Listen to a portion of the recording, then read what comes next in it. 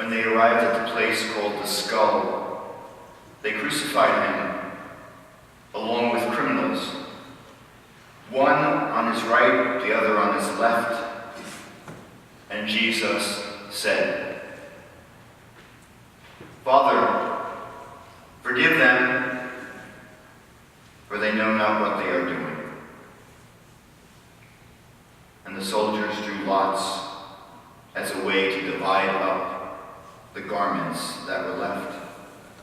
And the people standing around watching, and the leaders sneered at Jesus, saying, "Look, he saved others. Let him save himself if he's really the Christ, if he's really sent from God, if he's the chosen one, the Messiah. Let him save himself." Luke is pretty adamant in his gospel about the incredible separation that Jesus experiences at this moment. But even with all the noise and all the sneers and all the curses and soldiers gambling at his bloody feet, he says the one thing he was sent for, my brothers and sisters, he was sent for only one word. He was sent for forgiveness. Forgiveness. A word that means to restore, to bring back to wholeness, to complete us as we were before sin. How important it is to know that word, forgiveness, and to hear Jesus link it with another phrase, "For they know not what they do." What do we do, my brothers and sisters, when we do sin? What really happens when we choose to do wrong? Well, it's more than just our behavior. That's the mistake we make. But it's not the mistake of Jesus on the cross.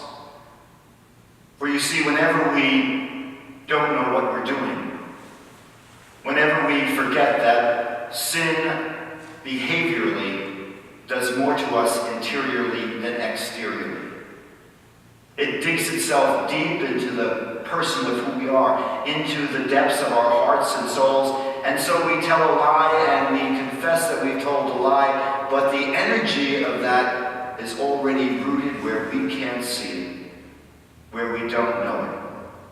But there's someone who does, and his name is Jesus.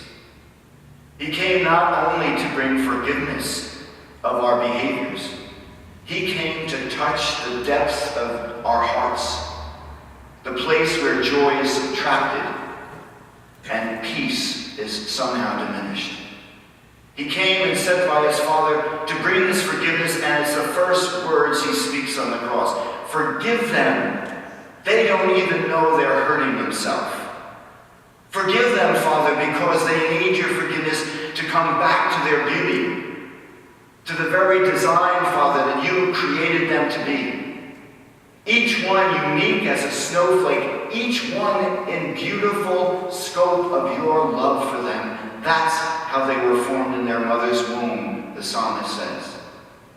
Forgive them, Father. Please forgive them. Forgive the soldiers gambling at my feet. Forgive the crowd cursing me. Forgive those leaders of the people who are blaspheming me as a Messiah. And Father, forgive all humanity. I want them to know their beauty. I was sent by you to reveal their goodness. I was incarnated in the womb of the Blessed Mother so that all people could be free. Father, forgive them. Jesus, I pray that you strengthen all of us here tonight. Strengthen us as we've hurt ourselves with behaviors that are outside your holiness. Help us to imagine ourselves at the foot of that cross, hearing you speak the words directly to us. Forgive us, for we really don't know what we're doing. When we hurt each other, we're really hurting ourselves. Jesus, help us to learn to forgive as you've forgiven us. By our attitudes and our actions, help us experience a healing love a compassion that you speak as you're dying and suffering for all of us. Yes, Jesus, help us understand that we don't even know how much we destroy our interior beauty, our interior spirit, whenever we do anything that's against your command of holiness. Help us take up your cross and learn. Help us lose our life so that we will find it. Jesus, your whole life is wisdom, and your whole call is to follow you. Help us take up our cross and know that we are truly forgiven.